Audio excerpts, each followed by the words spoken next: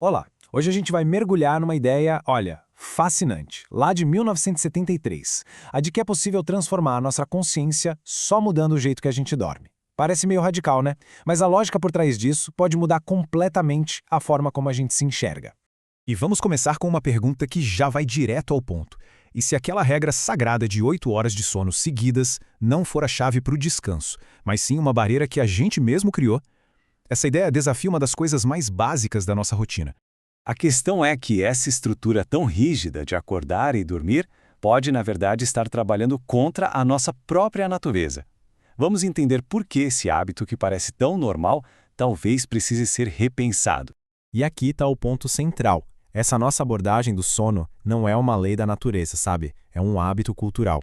Um hábito que, segundo essa fonte, pode criar uma tensão que nem precisava existir entre a nossa mente e o nosso corpo. Mas qual é o preço que a gente paga por essa rigidez toda? Vamos dar uma olhada em como forçar o nosso corpo a essas longas maratonas de vigília pode estar custando mais do que a gente imagina. Agora, olha só que interessante esse contraste. De um lado, a gente tem o nosso sistema atual, uma maratona acordada que leva à superestimulação e nega ao corpo aquele descanso que ele tanto precisa. Do outro, um ritmo mais natural, que permite assimilar as coisas, se rejuvenescer, é uma troca entre forçar a barra e simplesmente fluir. E aqui estão os custos, bem na nossa cara. A gente bombardeia a mente com informação, e aí assimilar tudo fica quase impossível. O corpo pede pausas, mas a gente força ele a continuar. O resultado? Um esgotamento físico e mental que, de tão comum, a gente acabou normalizando. Certo, já entendemos o problema. Agora, vamos para a solução que essa sessão propõe, que é ao mesmo tempo simples e muito profunda. Quebrar, de propósito, os nossos padrões de sono.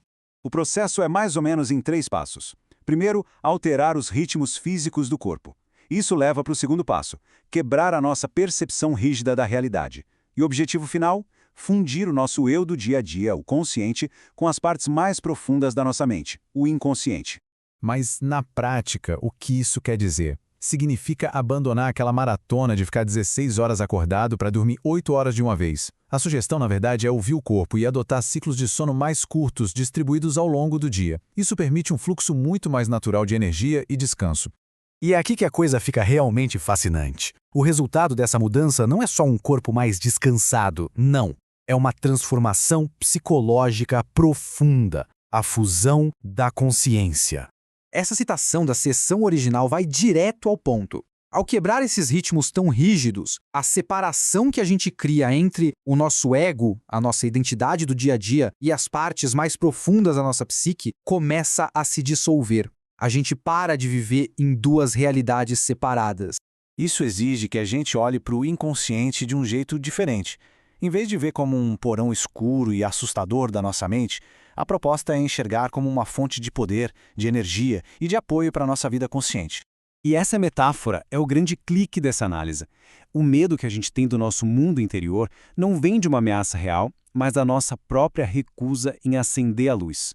O que parece ser escuridão é, na verdade, um potencial que a gente ainda não explorou. Então, quais são os benefícios práticos de acender essa luz e alcançar essa fusão?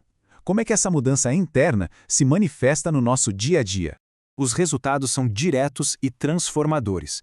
Comportamentos que antes pareciam confusos ou até autodestrutivos, de repente fazem sentido. Aquelas crenças que nos limitam, mas que a gente nunca questionou, ficam mais fáceis de identificar e largar. E a intuição deixa de ser só um lampejo para se tornar uma guia constante na vida prática. É como se a gente convidasse aquela parte desconhecida de nós para a sala de estar. Em vez de trancá-la no porão, a gente senta com ela e descobre que o tal estranho não era um monstro, mas sim um aliado poderoso, cheio de sabedoria. No final das contas, a lição principal é esta. O nosso corpo tem uma sabedoria própria. Quando a gente para de lutar contra os ritmos naturais dele e começa a ouvi-lo, a gente permite que essa sabedoria nos guie para uma experiência de vida muito mais autêntica, mais rica e integrada.